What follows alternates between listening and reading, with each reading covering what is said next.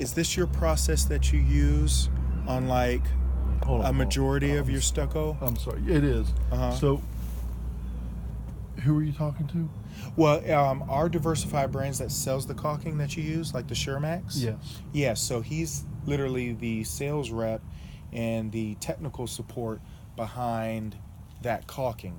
Okay. So I called him to pick his brain and say, hey, what happened here? Gotcha. Okay, this is what we got. What is the cost? And he came back and said he's dealt with numerous issues like this only in this area for some reason with certain stucco homes. So you could have done 10 houses like this, and this house is one of those kind of weird ones outside of the box that it happened to.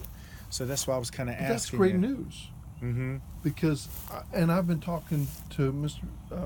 Carlos, who owns the house, and I'm like, Carlos, I've been doing this for 5 years, and using the same process, and I've never had any issues. Yeah. And at first I thought it was the previous caulk lines coming through, but I mean, you can clearly see where I put it on, and so it's a recognized issue that Diversified or Diversitech. Yeah, Diversified. It's just a Sherwin Williams term. Is having with this. Right.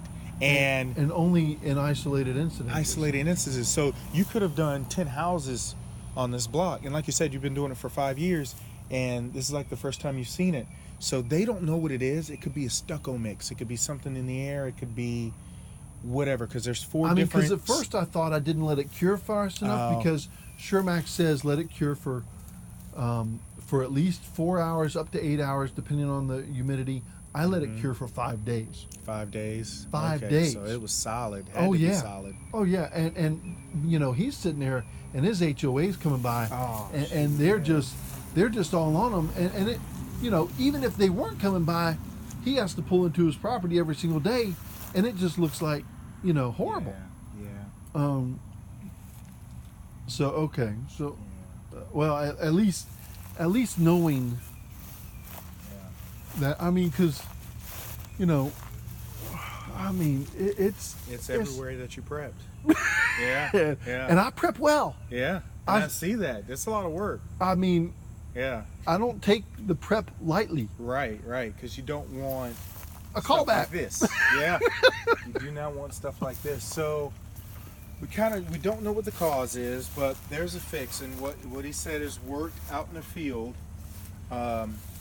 He says the oldest solution that he's done has lasted up to 2 years.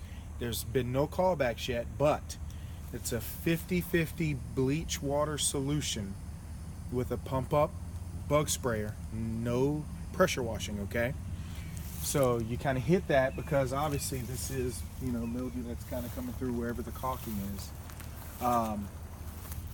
Okay, so that's going to initially put the chemical on, loosen up these lines, and then scrub brush, okay?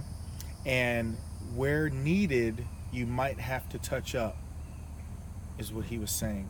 But, you know, after you do the bleach 50-50 bleach water solution, do you rinse it after that?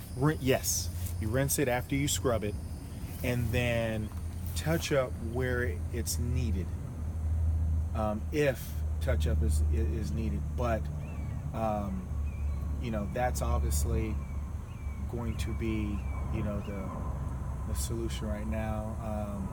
Well, I mean, because, you know, my thought was, you know, scrape it all off and just repaint it, or oil base on top of it, repaint it. Well, then you got oil base outside in the Florida sun.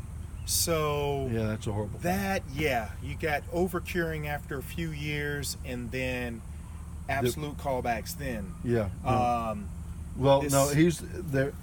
So with what the manufacturer suggests, then I'm going to go with what the manufacturer suggests, because that's the only way to do it. Right. Yeah. And he definitely pointed out no pressure washing, because that's kind of what you